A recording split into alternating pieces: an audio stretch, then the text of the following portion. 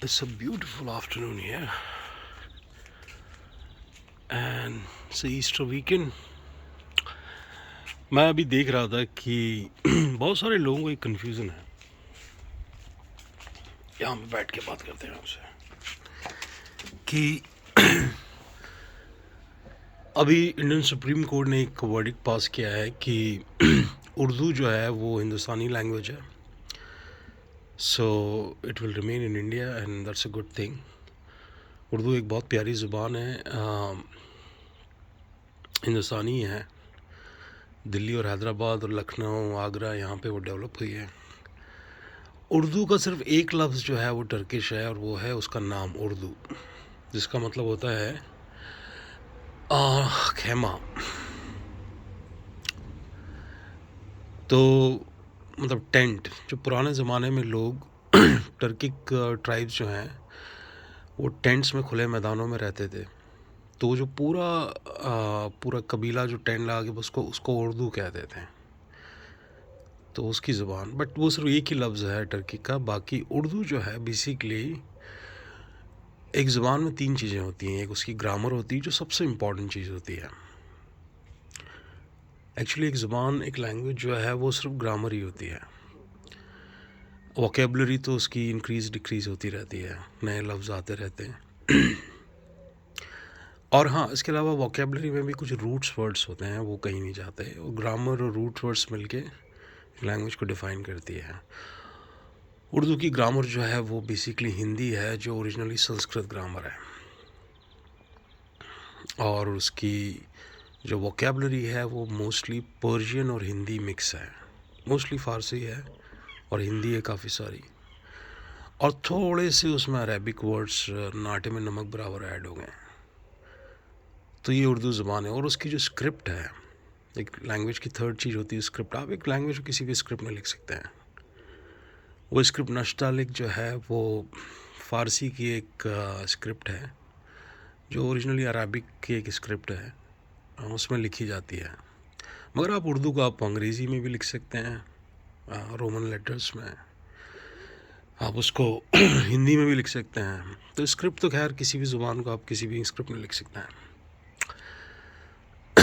तो उर्दू की ग्रामर जो है वो बेसिकली हिंदी संस्कृत ग्रामर है, और वोकेबलरी फ़ारसी और हिंदी है, मोस्टली सम अरेबिक। इसके बाद एक्चुअली लोगों को एक कन्फ्यूज़न है कि भाई फ़ारसी जो मतलब पर्शियन और संस्कृत तो अलग अलग ज़ुबानें हैं। संस्कृत से ही निकला हुआ एक डायलेक्ट है हिंदी। देखिए, संस्कृत और फ़ारसी, पर्शियन, ये दोनों सिस्टर लैंग्वेजेस हैं। अच्छा, जनरेशन की बात करें तो हिंदी और उर्दू सिस्टर लैंग्वेजेस हैं। ऐसे ही संस्कृत और ओल्ड पर्शियन जो है वो सिस्टर लैंग्वेजेस हैं। इसका क्या मतलब है? देखिए, जिसको आप पर्शियन कहते हैं, पर्शियन लैंग्वेज,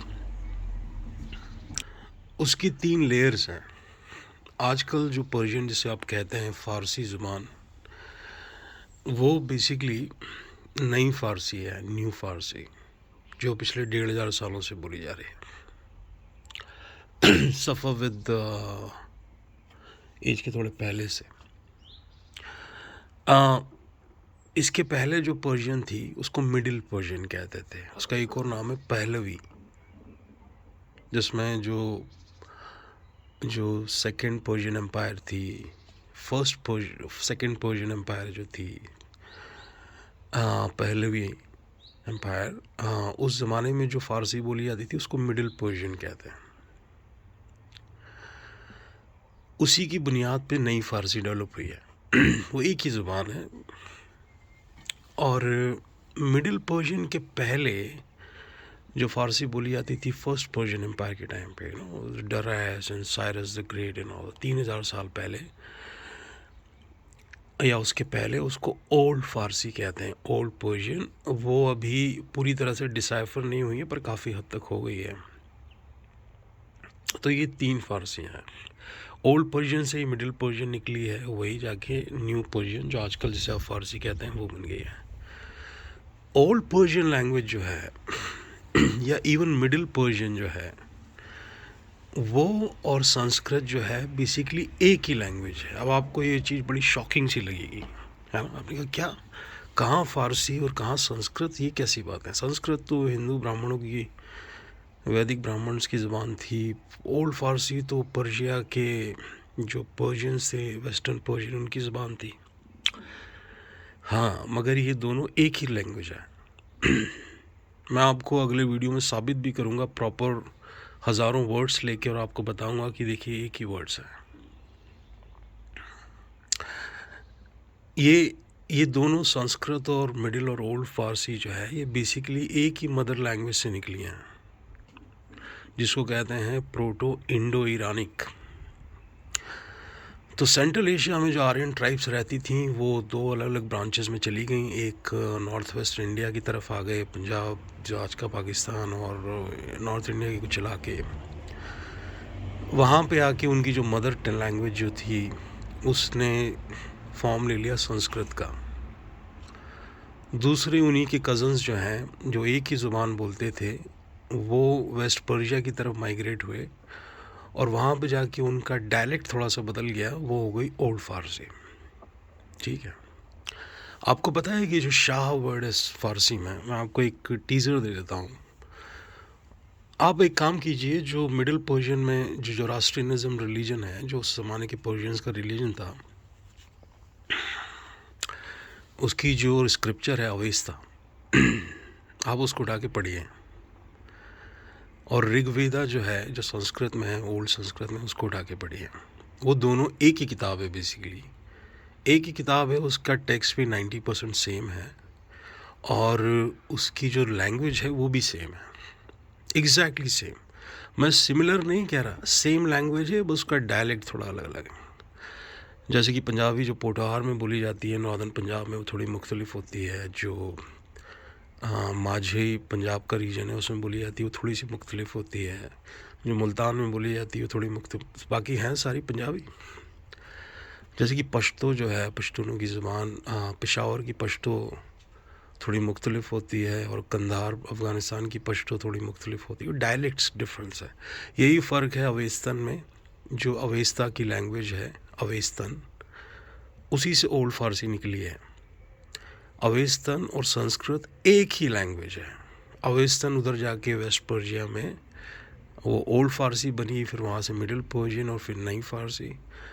और संस्कृत जो है इधर आके क्लासिकल संस्कृत बन गई ओल्ड संस्कृत से, और फिर उससे इंडिया की सारी नेक्स्ट लैंग्वेजेस निकली हैं, लाइक हिंदी विंदी एंड ऑल दैट।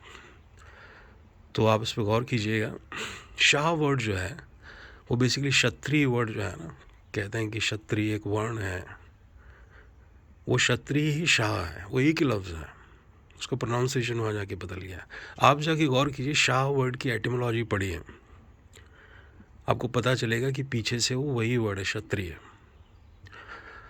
कोई भी वर्ड उठा लीजिए आप फ़ारसी का, उसकी जाके मिडिल पर्शियन में उसकी एटिमोलॉजी चेक कीजिए, मिडिल पर्शियन में उसे कैसे प्रोनाउंस किया जाता था, और फिर ओल्ड फ़ारसी में कैसे किया जाता था, और उसको संस्कृत से मैच करेंगे, आपको पता चलेगा ये तो एक ही लफ्ज़ है। मैं आपको एक और एग्जांपल दे देता हूँ। फ़ारसी में एक नाम होता है, आपको अफ़गानिस्तान में, ईरान में नाम अक्सर मिल जाएगा, वो स्फंदयार। ये प्रॉपर फ़ारसी वर्ड है ना,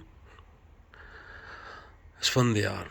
इसका मतलब होता है जो रेडिएंट वन, जिसमें थोड़ी सी एनर्जी होती है, इस तरह का इंसान, स्फंदयार। स्फंदयार की आप एटिमोलॉजी चेक करेंगे तो मिडिल फ़ारसी में हो जाती है वो स्फंदे,